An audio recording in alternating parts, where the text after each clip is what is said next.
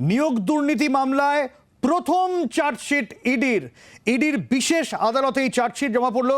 পিয়ালির কাছ থেকে আপডেট দেবো। পিয়ালি, দেখো, নবম, দশম ও একাদশ শ্রেণীর যে শিক্ষক নিয়োগ দুর্নীতি মামলা, সেই মামলাতে সিবিআই পাশাপাশি ইডিও তদন্ত করছিল। সেই মামলাতেই প্রথমবার এনফোর্সমেন্ট ডিরেক্টরেট তারা চার্জশিট পেশ করেছে।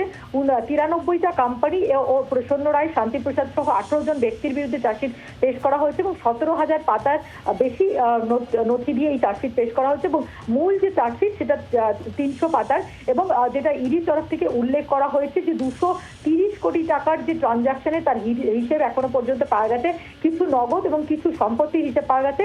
এই মামলায় মোট নবম এবং দশমের অযোগ্য প্রার্থীর যে সংখ্যা, যেটা ইডির তরফ থেকে উল্লেখ করা হচ্ছে, সেটা 1120 এবং একাদশ দ্বাদশ শ্রেণীর অযোগ্য প্রার্থীর সংখ্যা 946 পাতা। অর্থাৎ সব মিলিয়ে ইডি যে নবম, দশম এবং একাদশ শ্রেণীর যে নিয়োগ দুর্নীতি মামলার যে তদন্ত করছিল, সেই মামলার তদন্ত শেষ করে প্রাথমিক পর্যায়ে যে প্রথম চার্জশিট, সেটা আজকে ইডির তরফ থেকে পেশ করা হয়েছে। ইডির যে বিশেষ আদালত রয়েছে সেখানে।